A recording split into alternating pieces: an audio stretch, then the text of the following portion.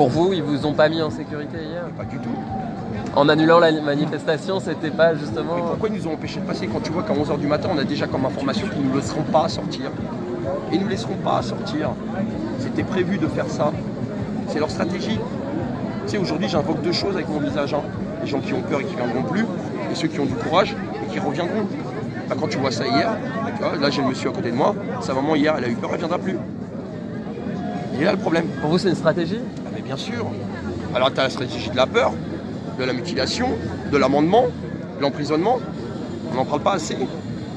Mais il n'empêche qu'il y a quand même... Attends, tu viens manifester en France, aujourd'hui, tu prends 3 mois de prison. Elle est là, la France d'aujourd'hui. Elle est là, la France de Macron.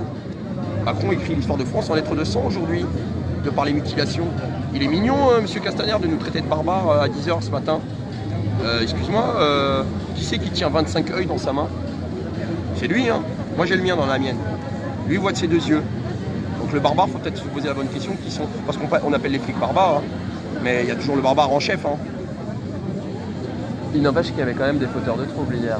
Oui, mais il y a des fauteurs de troubles comme dans pas mal de manifestations. Faut dire que les pompiers étaient des gros fauteurs de troubles, hein, ceux qui sauvent des vies, hein, pour pouvoir les attaquer aussi. Hein.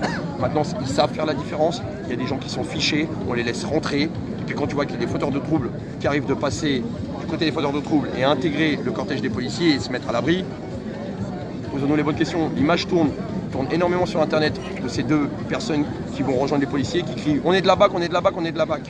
Je l'ai moi-même vu, mais est-ce qu'ils ont gâché l'anniversaire? Est-ce que l'anniversaire est gâché par ce qui s'est passé hier? L'anniversaire, il n'y aurait même pas dû avoir d'anniversaire. Il n'y aurait même pas dû avoir d'anniversaire. Donc il a déjà gâché tout. Dès le 17 novembre de l'année dernière, tout a été gâché à partir de ce moment-là. Mais qui sont ces gens qui descendent dans la rue? On les a fait taire pendant 40 ans. Comment ça, ils se réveillent? Ok, on sort le LBD 40, arme de terreur politique. On va les faire taire, on va les faire rentrer à la maison. Et puis nous, on va continuer à converger et faire un max de pognon sur leur dos. Eh ben non.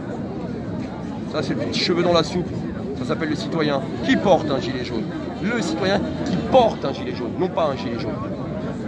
Vous en voulez aujourd'hui au gouvernement de ce qui s'est passé hier? Qu'est-ce que vous leur dites justement Oh, tu sais, la vengeance, c'est pas constructif. Pourquoi en vouloir?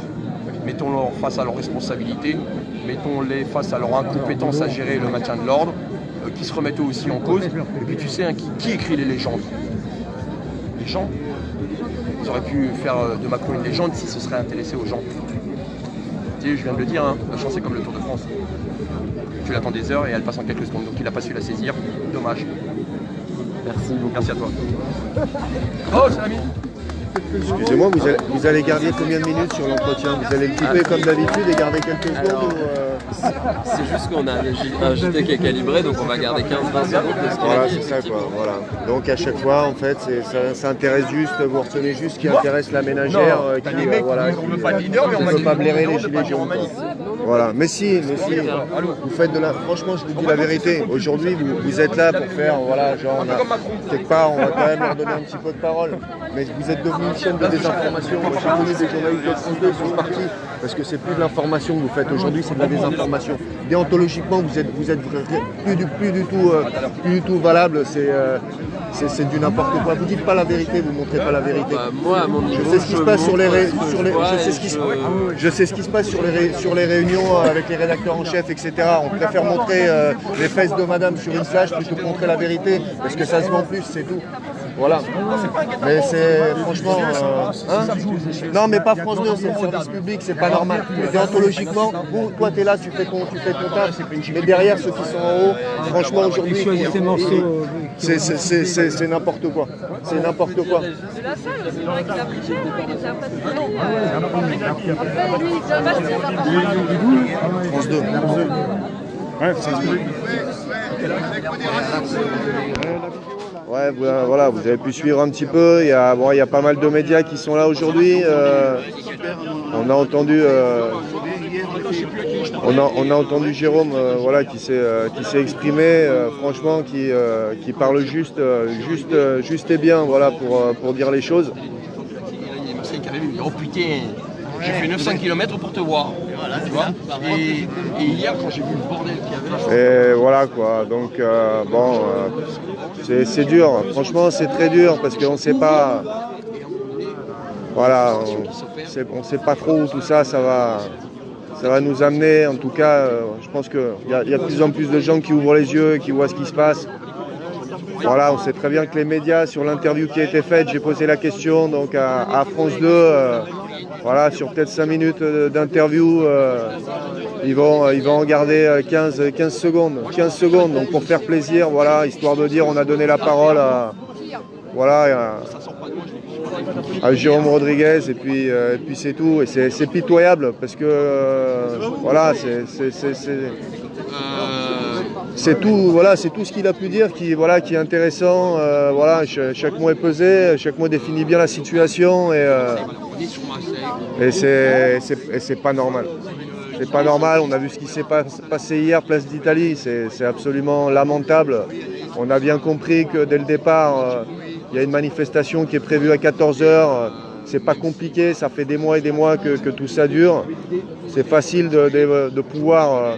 En plus, on voit bien, on sait très bien qu'au sein des manifestations, voilà, il y a des gens, des RG et autres qui sont là pour regarder, pour repérer.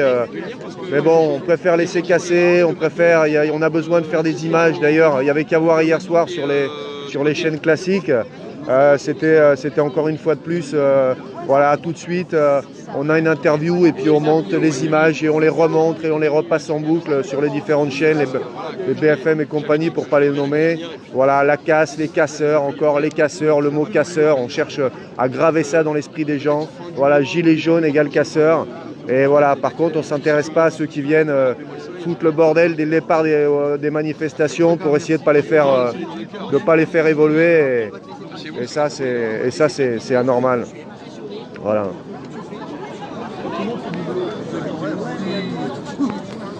Ouais, bien sûr, la hiérarchie, bah ouais, on est clair. Les mecs, ils sont dans leur petit bureau, de toute façon, feutrés, pendant qu'ils regardent sur leurs 25 écrans, avec toutes leurs caméras, ce qui se passe sur Paris.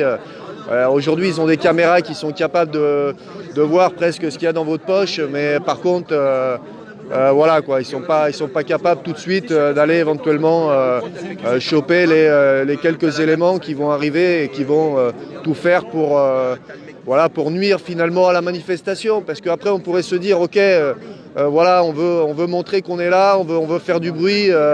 Bon, on a vu sur la manifestation des pompiers, il y avait des gros pétards qui s'est pété de partout, etc. Bon, il n'y a pas eu de souci, quoi. Il y a un gilet jaune, il fait péter un pétard, il déplace une barricade, voilà, c'est terminé. Après, effectivement, voilà, il y a eu des feux de poubelle, des choses comme ça. C'était pas compliqué dès le départ de